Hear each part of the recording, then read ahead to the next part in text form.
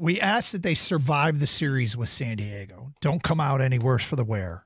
And they accomplished that thanks to one of the most unlikely things you will see, and really something that has only happened once before in history. According to OptaStats, in MLB history, 2 players have come to bat on the road with their team down 3 and an out away from being shut out, and then hit a grand slam to win the game.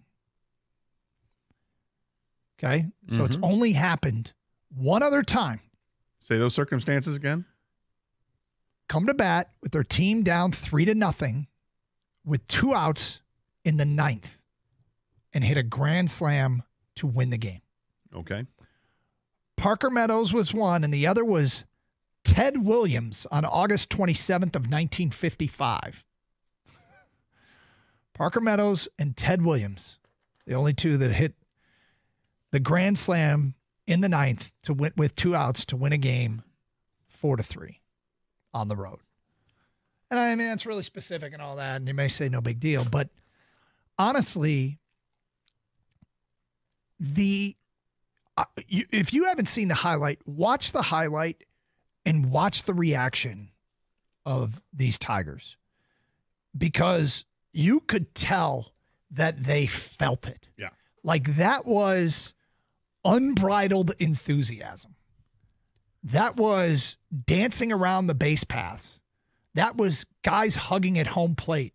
That was a dugout going wild afterwards. That was carrying into the bottom of the 9th inning, finishing things off when Parker Meadows caught the out. Yeah. And then the 3 outfielders hugging like they do after every game. But the smiles were bigger than ever. And when Parker Meadows was coming off the field, he was covering his face with his baseball glove because it was like he was laughing and smiling so much he didn't want to show disrespect. Yeah. So he covered his face with the glove. It was an amazing moment last night and so wildly unexpected. I'm sure some people, once you get the bases loaded, you're always thinking, oh, you're going to get a grand slam. But Ranger Suarez is on the hill for San Diego. And he's throwing 98, 99, 100, gets up to 101, 101.3, 101.9, gets up to 102 miles an hour. And Dan Petrie's like, he's just warming up. This is crazy how hard he's throwing. Now, he's having difficulty finding the strike zone. But when you throw that hard, you don't have time to react as a batter. You're just guessing it's going to be over the plate, really, because it's 102 freaking miles an hour.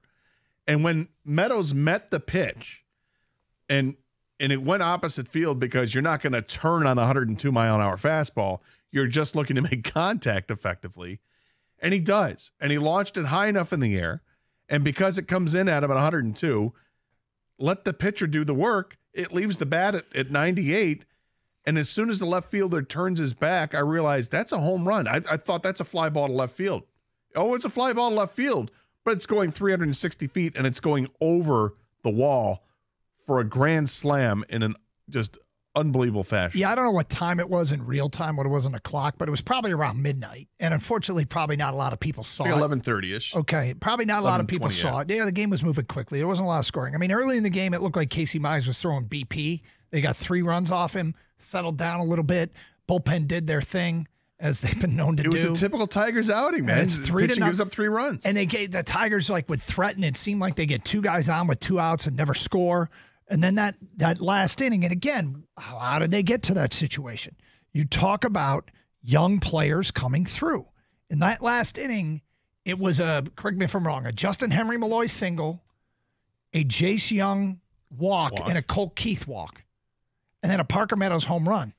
That's young player, young player, young player, young player. This is the core. Now, some of the stats on these guys, they aren't exactly tearing it up.